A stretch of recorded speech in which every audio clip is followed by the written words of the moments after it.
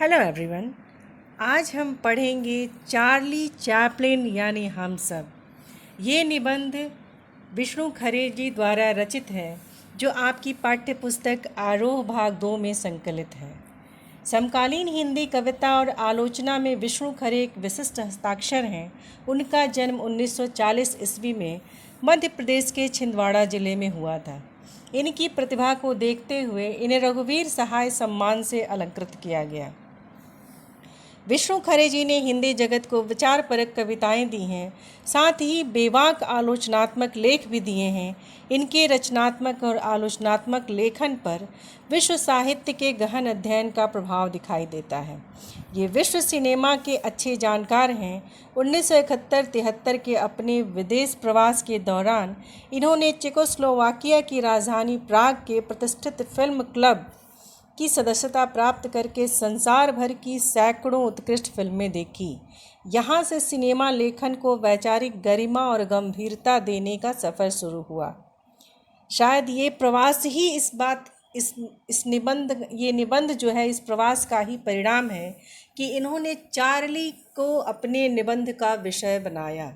Charlie के बारे में तो हम सब जानते हैं, लेकिन विष्णु खरे के माध्यम से, उनके द्वारा रचित इस निबंध के माध्यम से हम चार्ली को और नज़दीक से जानने का प्रयास करते हैं। हमें एक अवसर मिलता है कि हम चार्ली को और नज़दीक से जान सकें कि चार्ली ने अपने जीवन में किन परिस्थितियों को देखा और कैसे उतार चढ़ाव को संभालते हुए, समझते हुए जीवन की सफलता के उस शीर्ष तक पहुँचे। लेखक जो इस निबंध के माध्यम से जिस महान अभिनेता के बारे में बताना चाहता है, उसके विषय में शायद आज के बच्चे कम जानते हों या जानते भी होंगे, ये भी हो सकता है।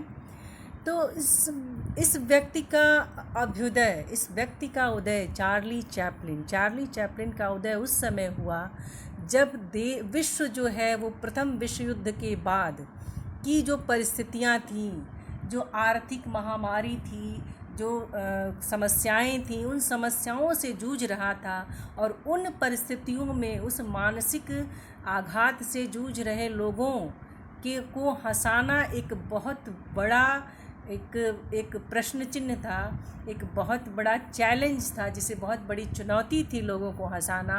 और उस समय चार्ली चैपलिन ने लोगों को हंसाया, और वो भी उस ज़माने में जब मूक फिल्में होती थी। चार्ली की फिल्में मूक फिल्में हैं, जिसमें बिना किसी संवाद के उन्होंने लोगों को हंसते हंसते लोट-पोट कर दिया। उन्हें हंसते हंसते पेट पकड़ने वाली स्थिति आ जाती थी।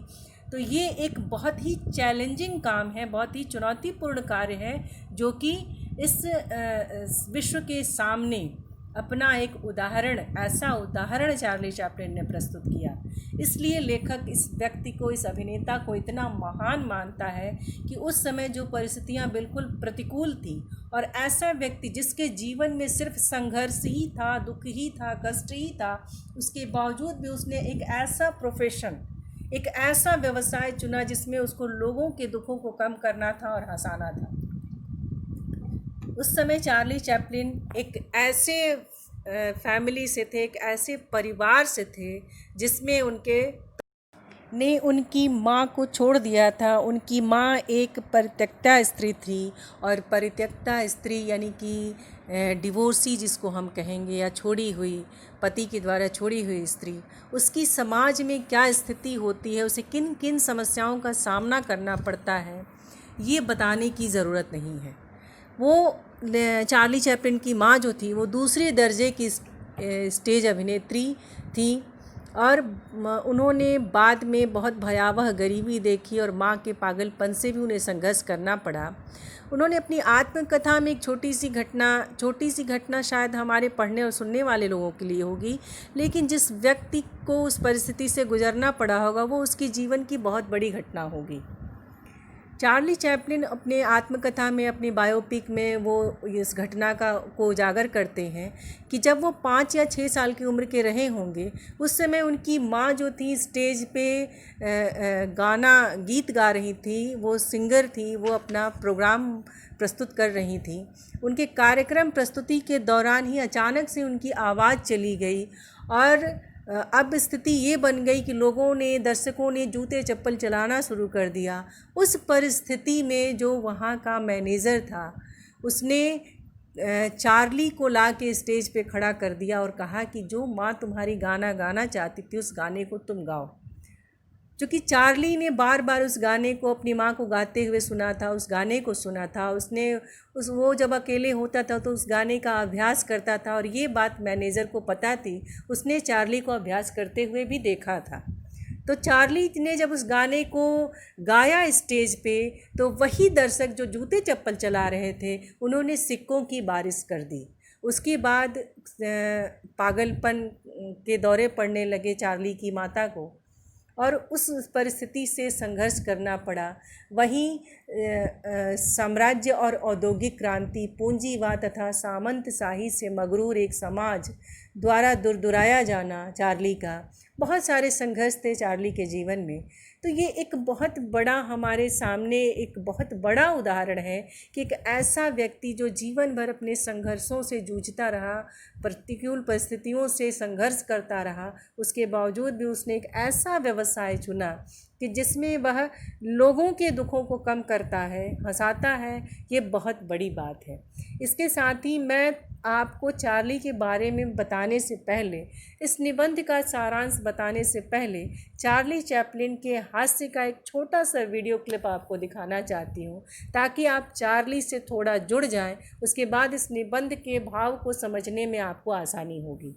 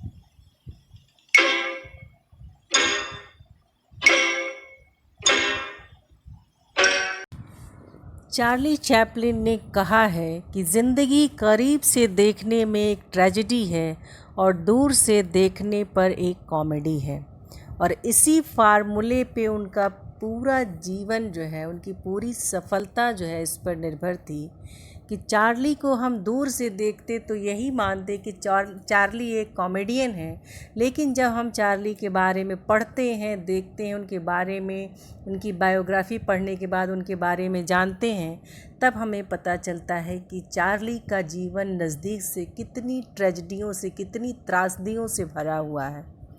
अब मुझे लगता है कि आप चार्ली चैपलिन के बारे में जान गए होंगे, समझ गए होंगे। अब इससे ज़्यादा आपको समझाने की ज़रूरत नहीं पड़ेगी। अब इसके साथ ही मैं इसके पाठ का सारांश आपको बताती हूँ। चार्ली चैपलिन का ये जो छोटा सा वीडियो क्लिप आपने देखा, चार्ली चैपलिन जिनका पूरा नाम है सर चार्ल्स स्पेंसर चैपलिन, जो कि वो एक हास्य अभिनेता थे, इसलिए उन्होंने अपना नाम अभिनय के क्षेत्र में चार्ली रखा। चार्ली मीन्स फूल, चार्ली का मतलब ही होता है मूर्ख, यानी कि वो नाम से ही आपको हंसी आ जाए, इसलिए उन्होंने चार्ली नाम अपना रखा अभिनय के क्षेत्र में। चार्ली चैपलिन यानी हम सब, विष्णु खरे जी द्वारा रचित यह निबंध, इसके शीर्षक से ही इस बात का अनुमान लगता है कि चार्ली हम सब से अलग नहीं थे। जैसे हम लोग हैं, हम जैसे ही चार्ली भी थे। इस निबंध की रचना जब लेखक ने की है, जब इस निबंध को लेखक ने लिखा है, उस समय चार्ली चैपलिन की जन्म शती मनाई गई थी और उसी वर्ष उनकी पहली फिल्म जो उनकी थी मेकिंग ए लिविंग के भी 75 वर्ष पूरे हुए थे। इतने लंबे समय से चार्ली दुनिया को मुग्ध कर रहा है और आज इसका प्रसार विकासशील देशों में भी हो रहा है। चार्ली की अनेक फिल्में या इस्तेमाल न की गई रीलें भी मिली हैं जो अभी तक दर्शकों तक नहीं पहुंची हैं। लेखक बताता है इस बात को कि सिर्फ यूरोप में ही नहीं, जितने भी विकासशील देश हैं सब में चार्ली के नाम की धूम मची हुई है और अब तक कुछ ऐसी फिल्में, कुछ ऐसी रीलें जो अब तक इस्तेमाल नहीं हुई, अगर उन पर कार्य किया जाए तो अगले 50 वर्षों तक चार्ली के ऊपर कहने के लिए बहुत कुछ गुंजाइश है, बहुत कुछ कहा जा सकता है चार्ली के ऊपर। आगे अभी 50 सालों तक हम उनसे अपना मनोरंजन कर सकते हैं, उस आनंद की अनुभूति कर सकते हैं। लेखक बताता है कि चार्ली की फिल्में भावना पर आधारित हैं, बुद्धि पर नहीं, और ये सही भी है क्योंकि चार्ली के जीवन में भावनाओं का महत्व है। बुद्धि तो हमेशा अपना फ़ायदा और नुकसान सोचती है, लेकिन हृदय से व्यक्ति जो सोचता है वो इमोशंस को, भावनाओं को ही महत्व देता है और उनकी फिल्में भी इसी पर आधारित थी।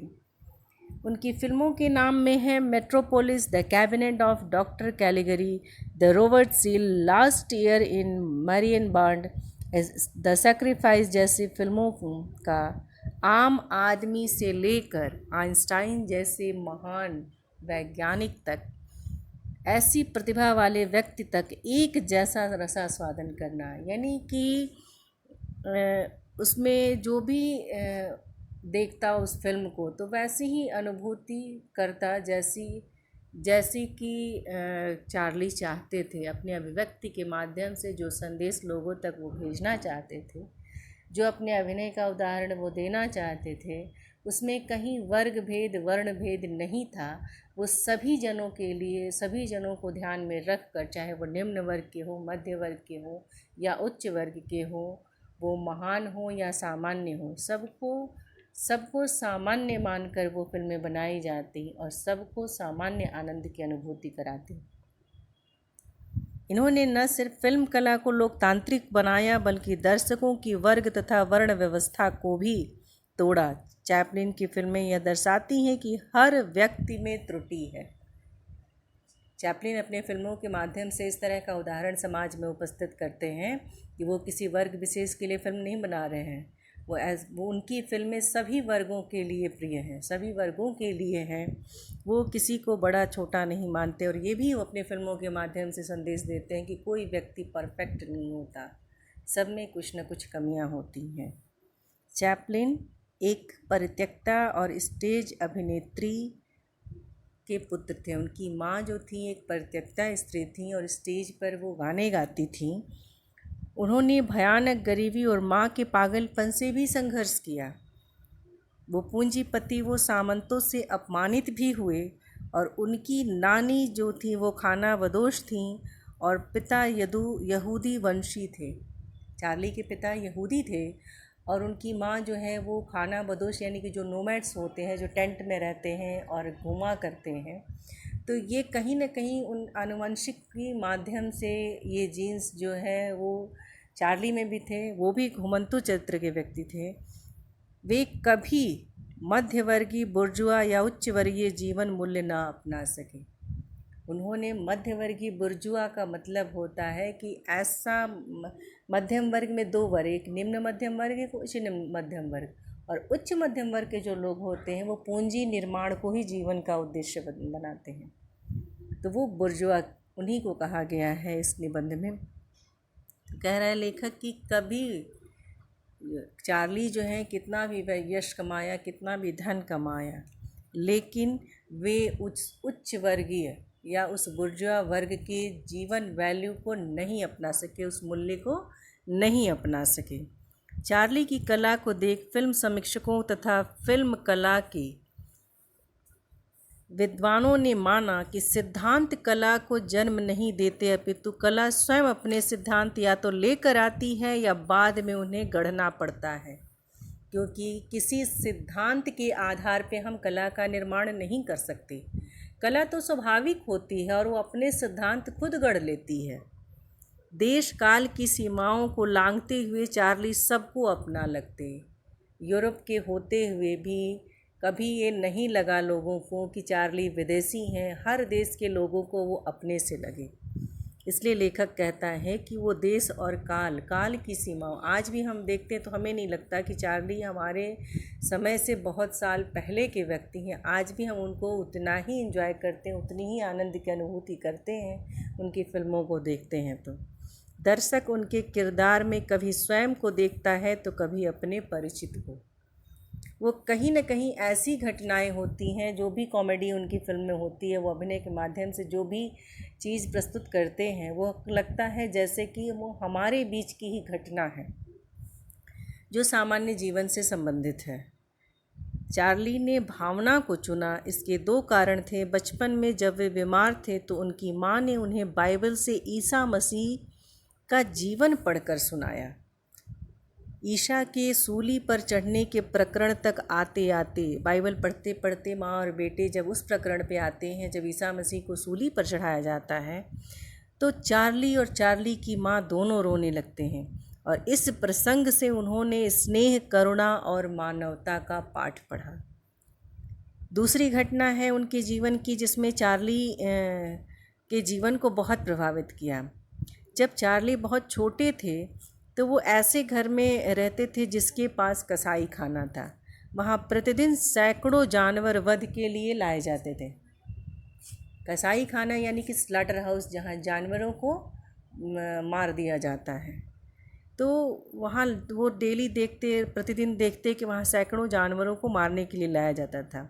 एक बार की घटना का वर्णन चार्ली अपने बायोपिक में भी उन्होंने कहा है और यहाँ लेखक निबंध में भी बताता है कि एक बार की घटना है कि जब एक भेड़ जो है वो किसी तरह भाग निकली और उसको पकड़ने वाले कई बार गिरे, वो फिसले तथा दर्शकों के ठहाके लगे। तो जैसे जो लेखक होते हैं अपने यथार्थ से विषयों को उठाते हैं, यथार्थ जीवन से विषयों को उठाते हैं अपनी रचनाओं के लिए, तो वैसे ही चार्ली जो है वो यथार्थ जीवन से उस कॉमेडी को भी, उस हास्य अभिनय को भी वो अपनी यथार्थ जीवन से उठाते थे और अपने जीवन से संबंधित। इसलिए लगता था आम जनों को कि ये चार्ली जो है हम में से ही एक है। जब वह भेड़ पकड़ी गई तो चार्ली उसके अंत को सोचकर अपनी माँ के पास रोते हुए गए। चार्ली को लगा कि अब तक तो जो ये हास्य चल रहा था, जो ये कॉमेडी सीन अभी चल रहा था कि भेड़ भाग रही थी, उसको पकड़ने में लोग गिर रहे थे, उठ रहे थे, बार बार गिर रहे थे, उठ रहे थे और लोगों के ठहाके लग रहे थे, लेकिन जब भेड़ पकड़ी गई तो उसी के साथ ही वो इमोशनल हो गए, अपनी माँ के पास रोते हुए गए, क्योंकि उन्हें पता था कि पकड़ी हुई भेड़ का अंत क्या होगा। तो ये सब चीज़ें कहीं न कहीं चार्ली को प्रेरित करती हैं अपने अभिनय के लिए कि करुणा के साथ भी हास्य का वर्णन किया जा सकता है, करुणा और हास्य का भी सामंजस्य बनाया जा सकता है, जो कि पहले कभी न अभिनय में हुआ और न ही साहित्य में। उन्होंने अपनी आत्मकथा में इस बात को स्वीकार किया है कि इस घटना से उन्हें करुणा व हास्य तत्वों के सामंजस्य का ज्ञान हुआ। भारतीय कला व सौंदर्य शास्त्र का संबंध रस से है। क्योंकि भारतीय कला में और सौंदर्य शास्त्र में रस को महत्व दिया गया है, परंतु करुणा का हास्य में बदल जाना एक ऐसा रस सिद्धांत की मांग करता है जो भारतीय परंपराओं में नहीं मिलता। एक करुण दृश्य का हास्य में बदल जाना, ये प्रेरणा अपने जीवन से, अपने व्यक्तिगत जीवन से मिली चार्ली को, जिन्होंने उसका उदाहरण पूरी दुनिया के सामने प्रस्तुत किया। हमारे यहाँ हास्य सिर्फ दूसरों पर है, मैंने हमारा जो साहित्य है वो हास्य का पक्ष सिर्फ दूसरों पे होता है, यह पर संताप से प्रेरित है। वहीं करुणा अच्छे मनुष्यों तथा कभी कभी दुष्टों के लिए है, लेकिन अपने ऊपर हंसने और दूसरों में भी वैसा मादा पैदा करने की शक्ति भारतीय विदूषक में कम नज़र आती है। विदूषक का मतलब होता है जोकर, जो कि एक अलग से पात्र रखा जाता है हंसाने के लिए। कभी अभिनय में ऐसा नहीं होता या साहित्य में ऐसा नहीं होता कि जो मुख्य अभिनेता है या मुख्य पात्र है वही हास्य का दृश्य भी प्रस्तुत करे। लेकिन भारत में चार्ली को व्यापक रूप से स्वीकार कर लिया गया। हास्य कब करुणा में बदल जाएगा और करुणा कब हास्य में परिवर्तित हो जाएगी, इससे पारंपरिक या सैद्धांतिक रूप से अपरिचित भारतीय जनता ने उस फिनोमेन की तरह उसे स्वीकार किया। फिनोमेन का मतलब होता है घटना, फिनोमेनन का मतलब होता है घटना।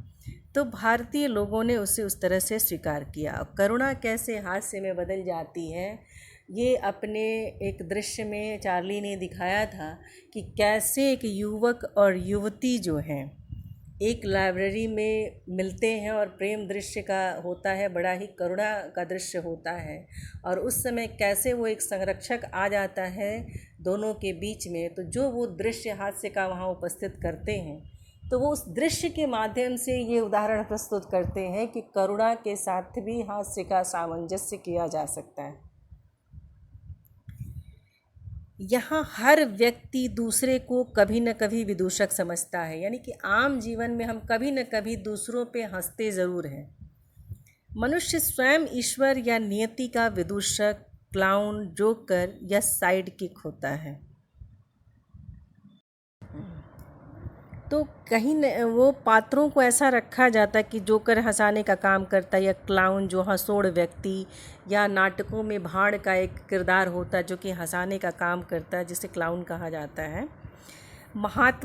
लेखक बताता है अपने इस निबंध में कि महात्मा गांधी से चार्ली चैपलिन का खासा पुट था, तथा गांधी व नेहरू दोनों ने कभी चार्ली का सानिध्य चाहा था। उन्होंने कभी चार्ली का सानिध्य यानी कि साथ चाहा था। वहीं चार्ली के इस अभारतीय सौंदर्य शास्त्र की व्यापक स्वीकृति देखकर राज कपूर ने आवारा वो श्री 420 फिल्में बनाई। इससे पहले फिल्में नायकों पर हंसने या नायकों के स्वयं अपने पर हंसने की परंपरा नहीं थी।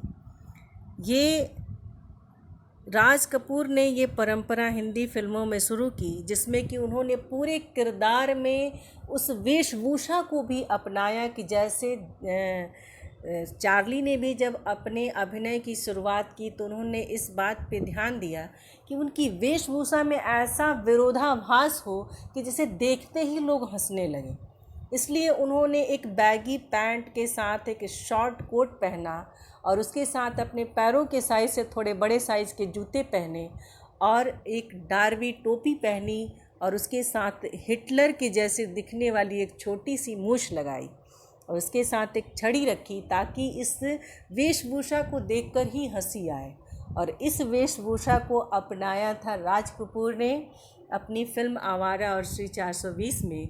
एक गाना भी उनका बहुत प्रसिद्ध है कि मेरा जूता है जापानी, ये पतलून इंग्लिस्तानी, सर पे लाल टोपी रूसी, फिर भी दिल है हिंदुस्तानी। अब शायद आपको याद आ जाएगा कि कैसे राज कपूर ने चार्ली का भारतीयकरण किया था। राज कपूर के बाद दिलीप कुमार, देवानंद, शम्मी कपूर, अमिताभ बच्चन, श्रीदेवी आदि ने भी चैपलिन जैसे किरदार निभाए। अगर आपको याद होगा अमर अकबर एंथनी में कैसे एक गेटअप बना के आते हैं, एक अलग वेशभूषा में अमिताभ बच्चन जी आते हैं कि my name is Gonsalves, my name is Anthony Gonsalves, मैं दुनिया में अकेला हूँ। उस गाने में जो वेशभूषा अमिताभ ने अपनाया था वो चार्ली का ही भारतीयकरण था।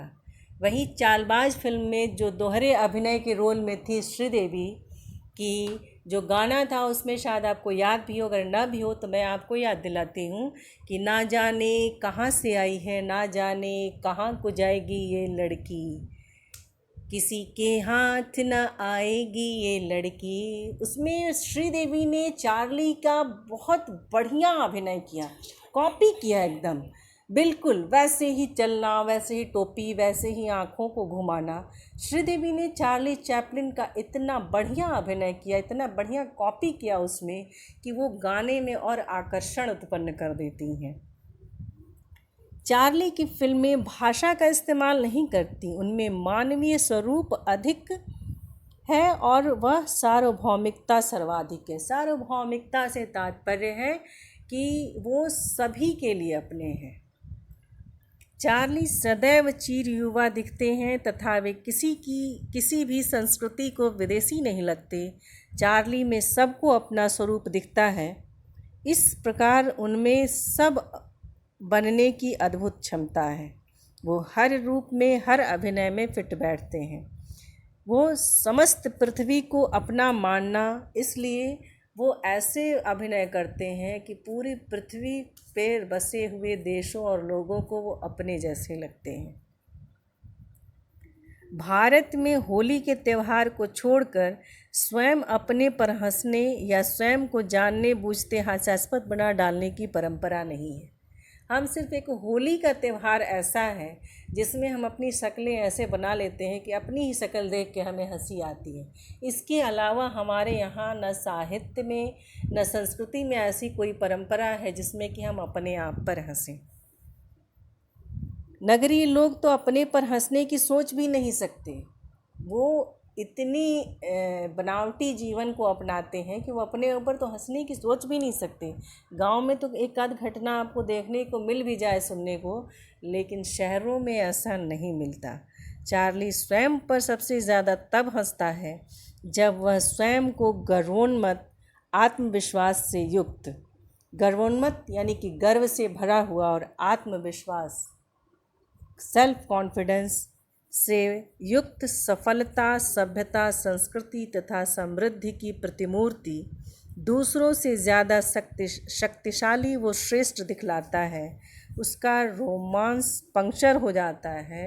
वो बार बार ऐसा दृश्य दिखाता है अपने अभिनय के माध्यम से कि जो भी रोमांस के सीन होते हैं, दृश्य होते हैं, वो पंक्चर हो जाते हैं। उसमें बार बार कुछ ऐसी कॉमेडी दिखाई जाती है, ऐसा हास्य उत्पन्न किया जाता है कि लोगों को वो हंसते हंसते लोट-पोट कर देता है।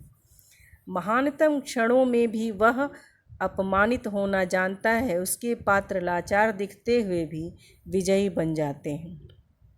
वो महानतम क्षणों में भी, मैंने कि बहुत अच्छी जगह, जैसे अब प्रेम का दृश्य है, संयोग का दृश्य है, और ऐसे दृश्यों में भी हास्य उत्पन्न करना, या महान होते हुए भी, बहुत ज़्यादा नेम फेम होते हुए भी, यश होते हुए भी, धन होते हुए भी अपने आप को हंसी का पात्र बनाए रखना, ये बहुत बड़ा उदाहरण है समाज के सामने।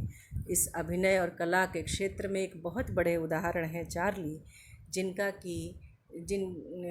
पर आधारित ये निबंध है, जिसका शीर्षक ही है कि चार्ली चैपलिन यानी हम सब, यानी कि चार्ली हम सब से अलग नहीं हैं, हम में से ही एक वो भी हैं, वो भी एक साधारण व्यक्ति ही हैं, और इस बात को वो जीवन पर्यंत अपनाए रहें।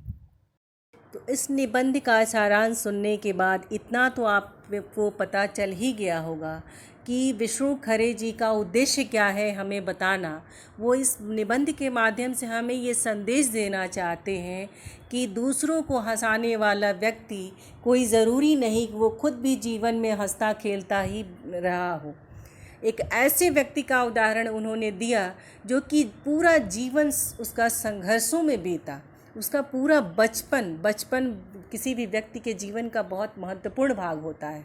और वो महत्वपूर्ण भाग एक नन्हे बच्चे के ज़हन पे, उसके दिमाग पे विपरीत परिस्थितियों का कितना बुरा असर होता है, उसके बावजूद उन सारी विषम परिस्थितियों को झेलते हुए भी चार्ली चैपलिन ने दुनिया के सामने एक ऐसा उदाहरण, एक ऐसा मिसाल प्रस्तुत किया कि जीवन में दुखों और संघर्षों का सामना करने वाला व्यक्ति रोता ही नहीं रहता, वो दूसरों को हंसाने का भी मादा रखता है। एक ऐसा उदाहरण उन्होंने प्रस्तुत किया कि हम उसे अपने जीवन में अपना सकते हैं। हम सिर्फ अपने दुखों पे रोते रहें और दूसरों को से सहानुभूति बटोरते रहें, ऐसी बात ज़रूरी नहीं। हम अपने दुखों को, अपने संघर्षों को ही अपने जीवन की सफलता का माध्यम बनाएं, उसे ही अपना साहस बनाएं और उस साहस के आधार पे इस समाज में, इस दुनिया के सामने एक उदाहरण प्रस्तुत किए। जितनी परेशानियां, जितनी समस्याएं चार्ली ने अपने बचपन में झेली, उसके बाद भी अपने आप को सफलता के शीर्ष तक पहुंचाना बहुत बड़ी बात है। तो हमें लगता है, या मैं आशा करती हूँ कि इस निबंध का सारांश जानने के बाद आप भी कहीं ना कहीं चार्ली के जीवन से जुड़ गए। चार्ली की बातों को जानकर आपको ज़रूर कोई ना कोई प्रेरणा मिलेगी कि आप भी अपने जीवन में ऐसे उदाहरण प्रस्तुत कर सकें। अब मैं आशा करती हूँ कि ये निबंध आपको, ये सारांश आपको पसंद आया होगा। इसके साथ ही मैं अब इस पाठ को समाप्त करती हूँ। That's all. Thank you.